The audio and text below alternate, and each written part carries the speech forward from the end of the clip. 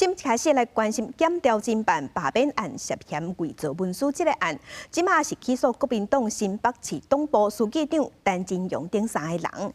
另外，北检嘛有接到有人告发，讲罢免新北市议员陈乃如的提起书涉嫌造假。确认讲内底有过身的人互假名，昨昏就去敲国民党立委罗明在的服务处等7个所在，嘛有约谈9个人到案。即马罗明在服务处内底有3个人互申请羁押。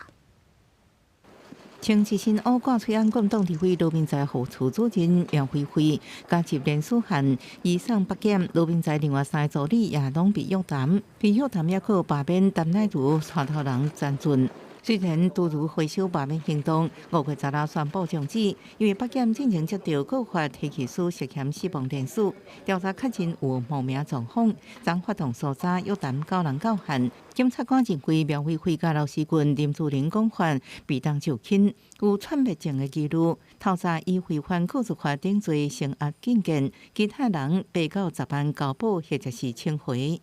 尊重司法调查跟侦办程序，相信最后真相一定会水落石出。乃也要恳请各界给司法单位空间，让整起案件回归事实跟法律的基本面。另外，新北市地检署侦办罢免民进党立委提起伪造案张建健。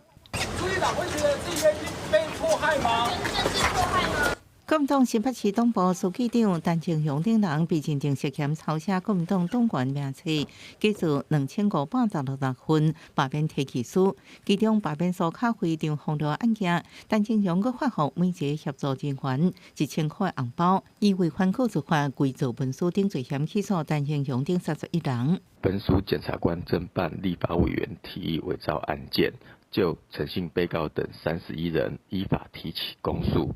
就赖姓被告等19人，则为缓起诉。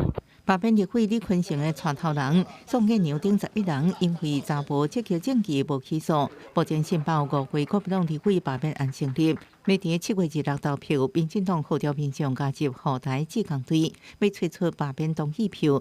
国民党是强调会正面行前，发声一色拢明酒。记者综合报道。